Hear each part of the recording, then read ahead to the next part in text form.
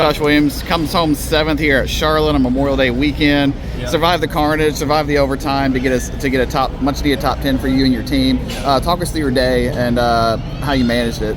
We actually struggled today. We were good at the beginning of practice, and then we started to trend a little bit of tight. Qualifying, we were super tight, and then when we fired off in the race, we were super tight. And we freed up the first and second stage, and it just was still tight. Everything we did didn't do anything.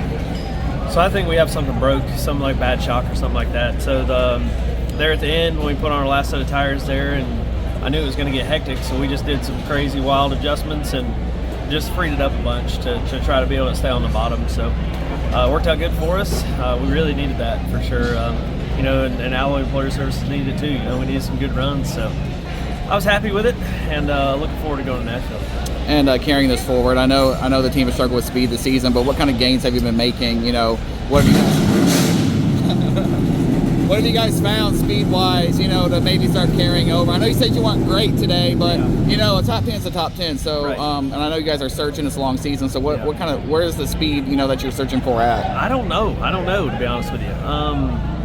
For me, it's just a front end feel, right? You know what I mean? I feel like we can't feel the front tires too good right now. So, we're working on it. We're trying some things. Me and Eddie Pardue, we talk to each other every week, 2-3 times a week, outside of team meetings. So just trying to make things better. All right, thank you. In the mix all afternoon. Yeah, these are the days we need, right? We need to finish where we run, and I thought today, we had our struggles, but in the end, I think it was good. So, proud of my team, top 3 finish, and good momentum to go to Nashville. What is it about this place? You won here in the truck last year, super strong today. What fits for you? I don't know. I don't think it's necessarily the racetrack. I think me and my team are just headed in the right direction with our race car. And I think it's showing. Our box going to the racetrack's closer and closer, and we're hitting our numbers better and better, and I think it's only up from there. You were one of the ones that had fresh tires towards the front late on the restart. What more could you have done, or was it just a matter of just not quite being in the right lane? I don't know if I quite had the car that the 88 and the 17 had. At least on a short run, all my money was made in the long run, so I was really going to have to get aggressive, and I just couldn't get that. Well, did the overtime you think hurt or help you? Because I know you were coming for a while there, but then eventually Zilich and Byron, kind of passed you as well. So I think it's 50-50. If it would have went green at the end, I thought I was in a great position to go to the top 5 with the way our car is going. So I don't necessarily know if I lost or gained anything, honestly. I guess if it would have went green on some of those other restarts, that I would have had that track position, but we'll never know. This was even though you didn't win, I know you wanted to. This was a great points day for you with this result too. So, in the grand scheme of things, are you happy with that? Yeah, when you look at our point situation, the only thing we need to do is finish it. We've had a bunch of DNFs, a bunch of just bad finishes, just not totally of our doing, at least the DNF side of things. So we just got to finish in the top 5, and we're going to make the playoffs with flying colors. Ellis, it's been a long time coming. First top 10 finish. How do you feel?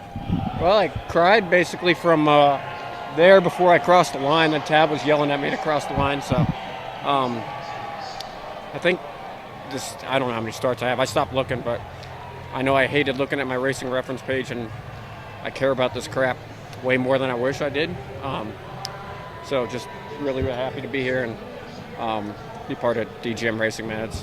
We've had really, really good cars, and felt like I've let them down a few times. The same thing at Alpha Prime, but man, I don't know. I'm not good at speaking generally, but definitely not right now. How big is this personally? I'll let you know. Honestly, I think about it every race. Maybe this will be the day we'll land, me and the wife will go out and do something, but it's really, really cool. I got my daughter here. My dad's excited. It feels like a win. I know it shouldn't, because I wish it was more. Nice job, Ryan. I wish it was more common, but hopefully will be. Dude, it's been such a battle just to get here after weeks. So. Now, it looked like you were in a good position to get the top 10 at one point in the race, and you started falling back to about 15, 17, and it was like maybe the chance for top 10 gone away. Yeah. At that point in the car, you're like, well, dang, I ripped top 10, or we still luckily, I'm pretty good at, confusing myself in the car. all I was thinking about was choose cone and beating myself up over every single choice I made there, and felt like I literally couldn't have made one more wrong decision. So the fact that I was beating myself up over every decision there probably helped me just not think about it. I mean, it still doesn't really hit me. Just describe the last 2 laps and what you saw and everything what happened. Well, I say that a lot, and I'm generally that's probably the case more than I'd like to admit. But I have no idea how I got there. I feel like I body checked somebody or somebody body checked me. I mean, I don't drink often, but I'm definitely going to drink today. And obviously, Drink Zero's first race with them, and I don't know. I wish I had better things to say. Feel like a big weight's been lifted off for sure. I mean, just excited, man. Thank you. I'm not used to having any media, so this is cool. Ryan Ellis, your first top 10 of the season here at Charlotte. You survived the late race carnage and the overtime. Walk us through your day to get you to your top 10. I botched qualifying. Thought we had a pretty good practice, and I'm just looking up to make sure we're still top 10. I mean, that's pretty cool. The scoreboard. There's not a lot of guys that aren't usually in the top 10, 15 that are. So I feel like we raced our way into the top 10. And as much as I wanted to go to Daytona, Talladega, and look at those opportunities to get the top 10, I would have not felt like it was a real top 10 unless I did it at a racetrack. So this place is awesome. Sliding around. I don't remember being like this low grip, but Mario had a lot of confidence in the setup he had at BGM. And I was like, whatever you say, Mario, just keep making changes like that, because I don't really know what to tell you. The car is really good. I can't say enough good things about them and Alpha Prime and everybody that kind of got me. A lot of guys talk about the bumps here, and you said you like racing here. Do you like the characteristics of this track? Is that why you like it, or is it just a really good place for you? Like, we don't have leaf motors or anything like that.